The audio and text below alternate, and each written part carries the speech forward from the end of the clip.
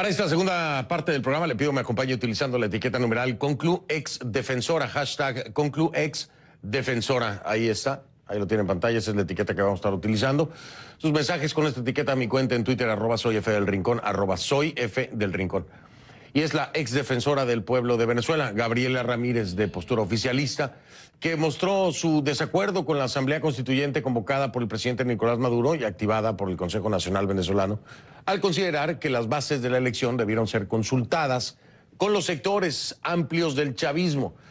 Para Ramírez, que estuvo a cargo de la Defensoría entre 2007 y 2014, dijo también que este proceso no puede compararse con la convocatoria del presidente Hugo Chávez de 1999, porque en esa ocasión hubo un referendo para evaluar el sentir de la gente.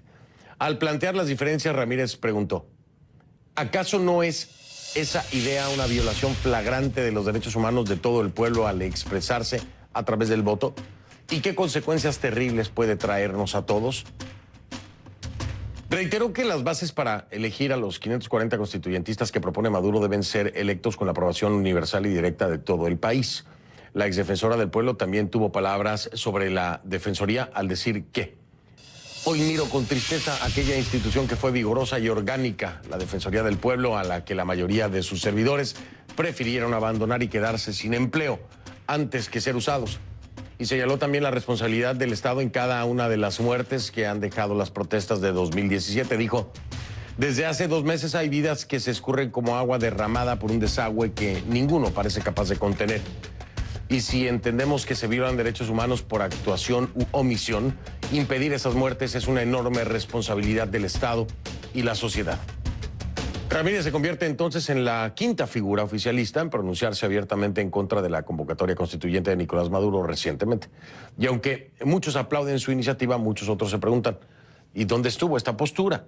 En 2014, cuando otras 43 personas fueron asesinadas, muchas de ellas a manos del Estado, y cuando Ramírez dirigía la Defensoría del Pueblo. Se lo pregunto a la protagonista.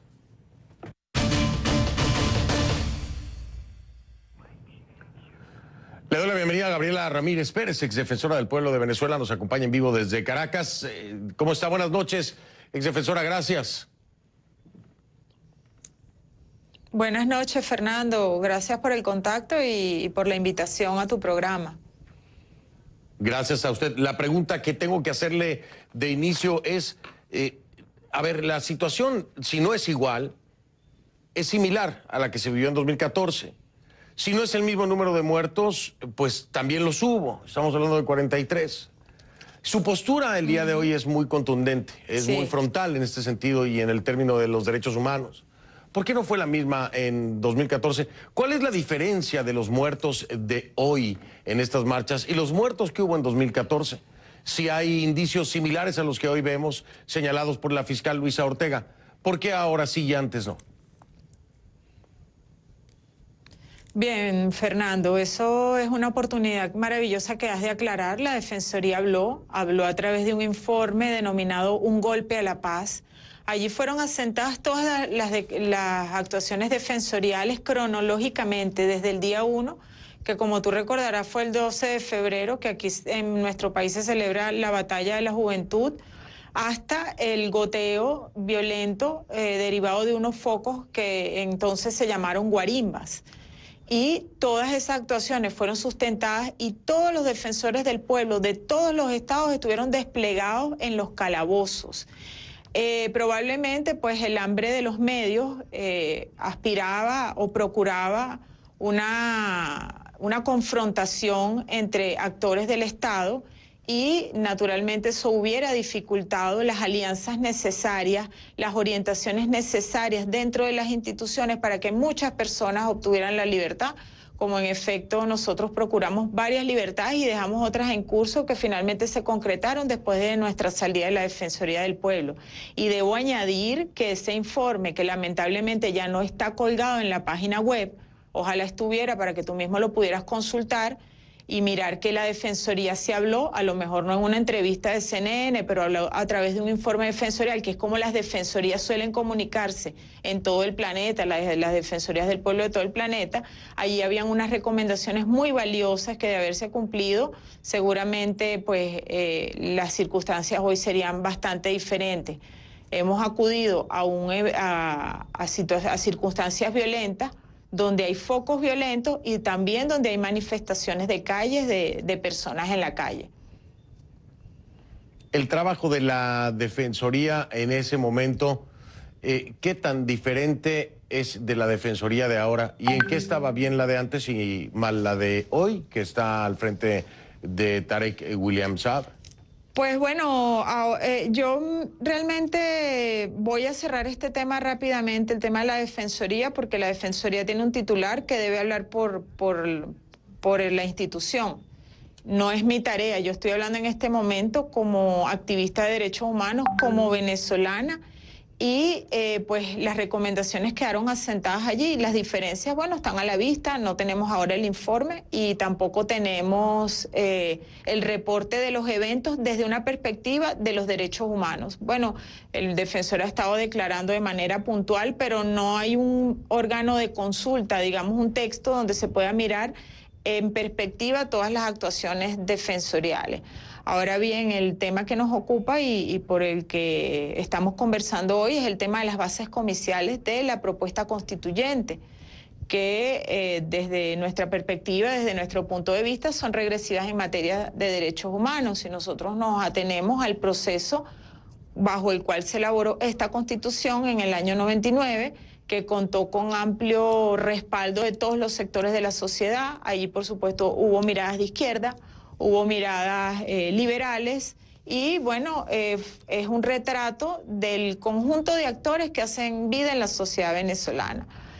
Si hablamos de que los derechos humanos son progresivos, y en ese entonces se consultaron las bases comiciales y se consultaron los términos en los cuales se haría la consulta, es decir, si el pueblo la aceptaba o no lo aceptaba, y ahora vamos a una consulta donde el pueblo no va a poder decir si acepta o no la constituyente, y hasta ahorita, hasta esta fecha, ni siquiera sabemos si el producto de la constituyente va a ser sometido a referéndum, pues estamos ante una incertidumbre.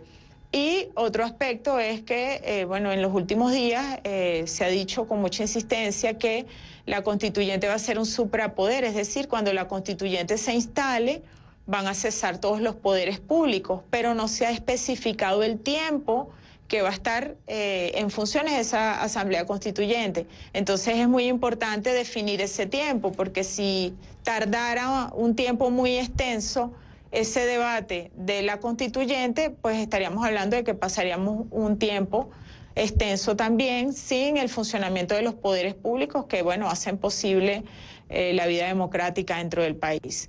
En virtud de que esto es un debate abierto, es un debate público en Venezuela, sí, bueno, estos son unos aportes que yo pienso que deben ser considerados y que deben ser tomados en cuenta en este momento para la convocatoria de una asamblea constituyente. Es constituyente porque la soberanía reside en el pueblo, porque bebe de la sabiduría y de la opinión popular. Si no, bueno, perdería ese carácter. Y es la observación que estamos haciendo algunas personas, que no es una posición disidente, Fernando, es importante aclararlo. Es la posición coherente por la cual muchos nos unimos desde el año 99 al proyecto del chavismo del presidente Chávez. Interesante que me lo diga, que no es disidente. Sí, claro, es la Constitución de 1999, el proyecto del presidente Hugo Chávez. Aquí hay dos, voy a marcar una pausa, pero voy a plantear las interrogantes para antes de ir a la pausa. Aquí hay dos temas que me llaman sumamente la atención. Desde la perspectiva de una defensora o activista de derechos humanos, como usted misma se ha definido, es que reacciona a esta constituyente porque considera que esto sería un retroceso en un tema de derechos humanos. Mi primera pregunta es la siguiente. Si es concepto de derechos humanos desde su perspectiva el planteamiento de esta constituyente, ¿por qué usted como defensora de derechos humanos se manifiesta y no el actual defensor del pueblo? Es también un defensor de derechos humanos. ¿Cree usted que debería de pronunciarse en torno a esto si esta que plantea usted es la perspectiva correcta en cuanto a un retroceso de derechos humanos? Y la segunda de ellas, si no es disidente, entonces sí, es antimadurista, porque Chávez y la Constitución del 99 es una cosa, este planteamiento viene de Nicolás Maduro y es otra cosa. Son las dos preguntas, las voy a dejar al aire. Regreso para escuchar sus respuestas si me hace favor. Facebook.com/conclusiones CNN, Facebook.com/conclusiones CNN. Esa es una de las plataformas digitales a sus órdenes. La otra es en tiempo real, @soyfdelrincón, la cuenta en Twitter. @soyfdelrincón, la cuenta en Twitter. Conclu, exdefensora es la etiqueta. Conclu, exdefensora. Ya regreso con Venezuela. Fíjense, la tortura tiene un sentido, por eso nosotros tenemos que ser...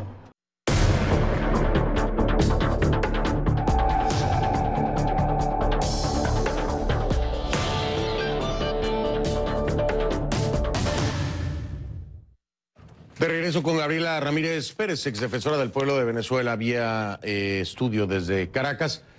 Las dos preguntas que le hacía, exdefensora, y bueno, pues a ver si me puede dar el contexto o explicarnos el tema de que esto sea retroceso en derechos humanos, es decir, esta constituyente como se está planteando. Pues lo lógico es que si usted como defensora de derechos humanos y exdefensora del pueblo se manifiesta por eso, que escucháramos algo por parte del principal defensor de derechos humanos, que sería el actual defensor del pueblo de Venezuela. ¿Por qué cree usted que esto no ha tenido cabida? Sí. Bien, Fernando, yo te sugiero que busques su reacción porque realmente lo he visto varias veces declarando en CNN y sería interesante que pudieras conversar con él. Y con respecto a la segunda pregunta que hablaba acerca de que si yo sería antimadurista, no, para nada. Yo voté por el presidente Nicolás Maduro y lo que estoy haciendo en este momento es un aporte al debate que se ha abierto en el país, porque se ha abierto un debate en el país acerca de una probable instalación de una asamblea constituyente. Y bueno, como todos los venezolanos somos dolientes de esta constitución, esta es una constitución que tiene doble costura. Fue apoyada en el año 99 por el chavismo y posteriormente se intentó reformar y fue en ese momento votada por la oposición. Es decir, esta es una constitución que tiene doble costura. Y en cada vez que se trató de rodar una coma o un punto, esta constitución fue sometida a la interpelación popular. Es decir, el contenido. El punto ahora es que pues, las bases comiciales puedan ser sometidas a referendo popular y se le pueda preguntar al pueblo, primero, si está de acuerdo con una constituyente y segundo, con las bases comiciales de esa constituyente que deberían ser publicadas en una gaceta.